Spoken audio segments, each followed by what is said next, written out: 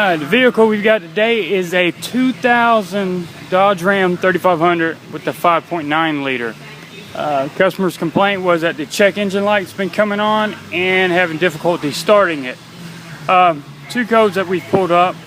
We've got P1690, that's the fuel injection pump crank position sensors, not agreeing with the engine crank position sensor.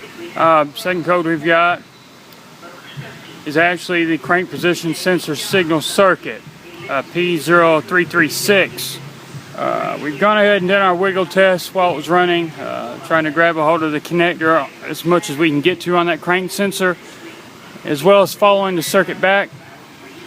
We couldn't find anything wrong, and no cutting out and no setting of the code as far as at that moment. The other symptom was that the tach was dropping out at the same time. It was setting the code, and also when it was having difficulty starting. So what I'm going to do is show you step by step how we're going to go ahead and gain access to and replace the crank position sensor. The main thing you need to keep in mind is you need to disconnect both of your negative battery cables on both your batteries.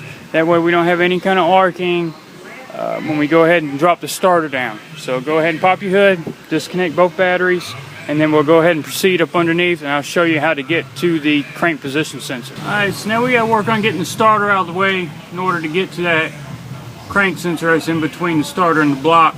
There's a total of 3 10mm bolts around the left side of the starter. They are 12 point. What I personally recommend using is a 10mm ratchet wrench. It's actually 12 point already. That way it's kind of tight up in there. I've got room to actually ratchet it out. But like I said, once you get these 3 10mm out, you're going to work it forward a little bit and then drop it down. And then once we get that down, then we can work on getting to that crank position sensor. Alright, with the starter out of the way, you can actually gain access to the crank sensor, and this is where it's located. Like I said, it's up against the block in between the starter and the block. It's got a 10mm bolt holding on, and it's got a connector going to the top. We'll go ahead and get that 10mm loose and work on getting the connector loose, and then trying to get the sensor out without trying to break it. When getting the old sensor out, what I like to do is I like to grab a hold of it and kind of rotate it 90 degrees and keep working it. That way you can break the seal in case the O-ring gets stuck inside the bore. That breaks it loose, and you just slowly work it out.